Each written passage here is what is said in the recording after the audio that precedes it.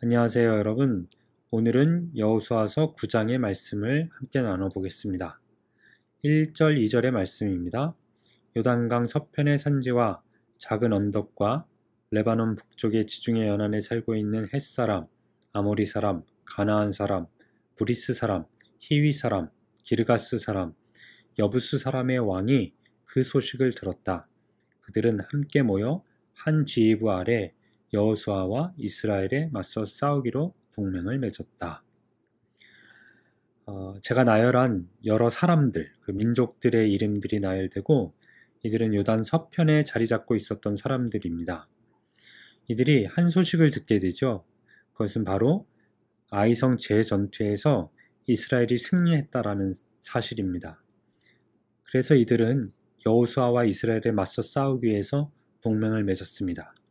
그런데 이들 가운데에 이탈한 한 사람 민족이 있는데 그들이 3절 이하에 기록된 오늘 말씀의 주를 이루는 기브온 사람들입니다. 3절 이하입니다. 기브온 사람들은 여호수아가 여리고와 아이에 행한 일을 듣고 계략을 꾸몄다. 그들은 나그네로 가장했다. 군데군데 덧대고 기운 자루와 포도주 부대를 나귀에 싣고 너덜너덜한 신발을 신고 누더기 옷을 걸치고 말라 비틀어진 빵 조각과 부스러기 음식만 챙겼다. 그리고는 길갈에 있는 여호수아에게 와서 이스라엘 사람들에게 말했다. 우리는 먼 나라에서 왔습니다. 우리와 조약을 맺어 주십시오. 이스라엘 사람들이 이휘 사람들에게 말했다. 당신들이 이 지방 사람이 아니라는 것을 어떻게 알고 우리가 당신들과 조약을 맺을 수 있겠소? 그들이 여호수아에게 말했다. 우리가 당신의 종이 되겠습니다. 여호수아가 말했다. 당신들은 누구며 어디서 왔소? 그들이 말했다. 먼 나라, 아주 멀리서 왔습니다. 당신들의 종이 이렇게 온 것은 하나님, 당신의 하나님에 대하여 굉장한 일들을 들었기 때문입니다. 기브온 사람들이 살려달라고 여호수아에게 이스라엘에게 도움을 청하는 장면입니다. 그 방법이 아름다운 방법은 아닙니다. 성경이 계략이라고 말하는 것처럼 그들은 거짓말을 했습니다. 옷에 누더기를 붙이고 또 포도주 자루를 낡게 만들고 빵 조각을 다 말라 비틀어진 빵 조각을 가져와서 자신들이 이웃에 살고 있다는 것이 아니라 먼 곳에서 온 사람들이라는 것을 거짓으로 보여줬던 거죠. 여호수아가 나름 재차 확인하는 과정을 가졌으나 결국 잘못 판단해서 그들과 조약을 맺게 됩니다. 그 조약이라고 하면 이스라엘이 그 사람들을 침범하지 않겠다는 거죠. 침략하지 않겠다라는 거죠. 14절에 이런 말씀이 있어요. 그러나 이 일에 대하여 하나님께 여쭙지는 않았다 라고 말입니다. 만약에 하나님께 이 사실에 대해서 여쭈었다면 어떻게 되었을까요? 아마 성경 9장 이하의 역사가 다르게 쓰였을는지는 모르겠어요. 분명히 하나님은 알고 계셨을 테니까요. 그들이 거짓을 행하고 있다라는 것을 말입니다. 그런데 저는 오늘 말씀을 읽으면서 내가 기브온 사람들이면 어땠을까라는 생각을 해보아요. 우리 크리스천들도 엄청난 선민의식 가운데 사는 사람들이라고 저는 생각합니다. 그래서 우리 스스로를 유대인으로 생각하는 사람도 있고 이스라엘 사람들이라고 생각하는 사람도 있고 그런 어떤 고유명사를 조금 벗어나면 하나님의 선택함을 받은 선민이라는 사상을 대단히 많이 갖고 있죠. 때로는 이러한 선민 사상이, 선민의식이 다른 사람들과 충돌하는 이유가 되기도 하는데 그것은 둘째치고 그러나 정직히 성경을 읽어나가면 신구약 성경을 돌아보면 나는 이스라엘 백성인가? 이방 민족인가? 라는 생각을 하게 돼요. 나의 상황, 나의 역사, 스토리, 이 모든 것을 돌아볼 때 내가 지금 여호수아와 함께 있는 이스라엘 사람과 가까운가? 아니면 기브온 사람과 가까운가? 아니, 현재는 아니더라도 내가 주님을 알기 전에 나의 모습이 과연 내가 이스라엘이었던가 기브온이었던가라는 생각을 해요. 정직히 대답해야 하면 저는 훨씬 더 기브온에 가까웠던 것이 아닌가라는 생각을 합니다. 물론 기브온이 구원을 얻기 위하여 취했던 그 방식이 거짓이라고 하는 옳지 못한 방법이 맞습니다.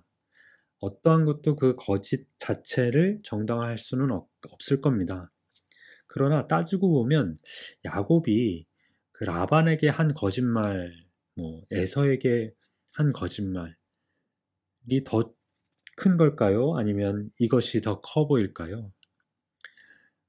야곱의 거짓말은 누군가에게 해를 끼치고 또 속이고 또 그래서 손해를 입히고 했던 거라면 지금 기브온 사람들은 긍휼의 마음으로만 바라볼 수 있다면 너무 불쌍한 거짓말이 아닌가. 그렇다고 해서 거짓말이 정당화될 수는 없겠으나 그렇습니다.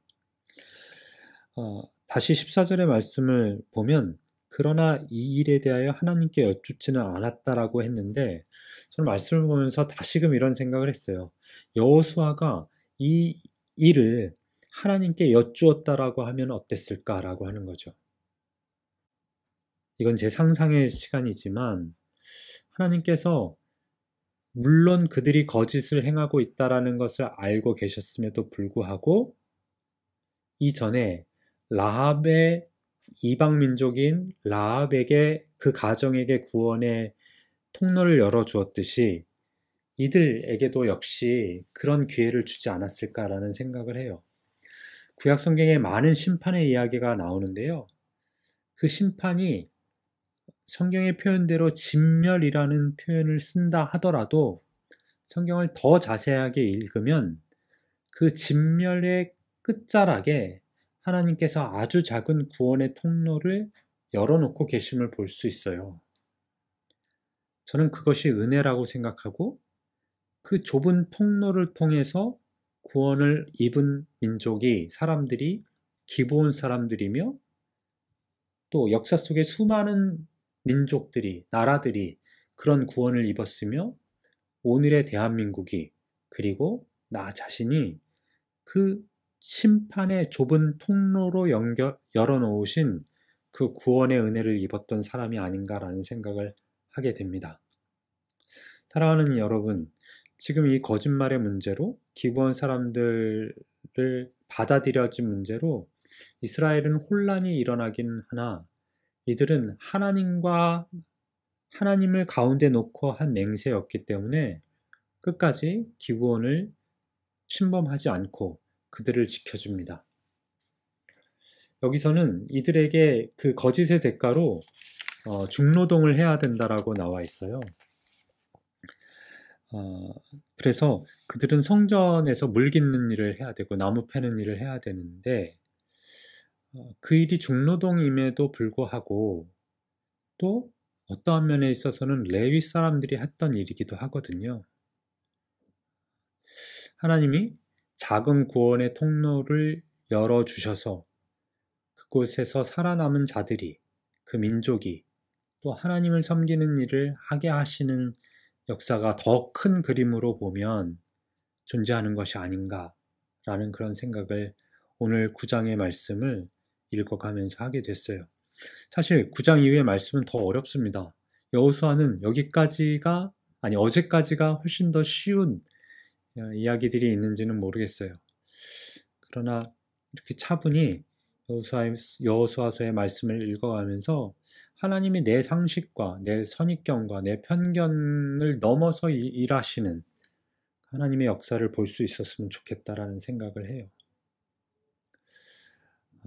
그 은혜를 경험하면서 살아가는 저와 여러분이 될 수 있기를 바라고요.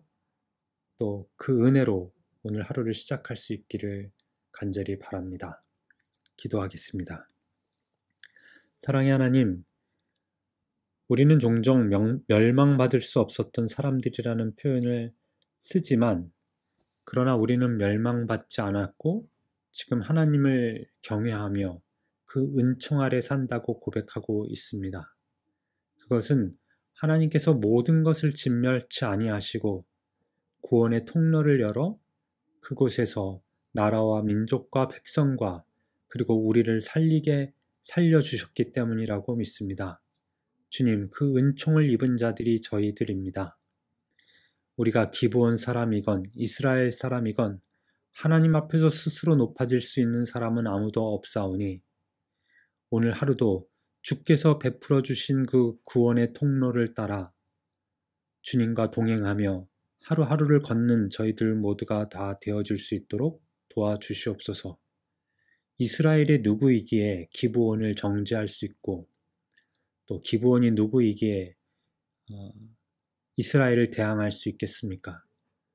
모두가 하나님의 백성이며 하나님의 은총 아래 하나님의 구원 없이는 살아갈 수 없는 민족임을 고백하며 오늘도 주님의 도우심과 주님의 인도하심을 빌고 기도합니다. 주님 도와주시옵소서. 감사드리며 예수님의 이름으로 기도합니다. 아멘.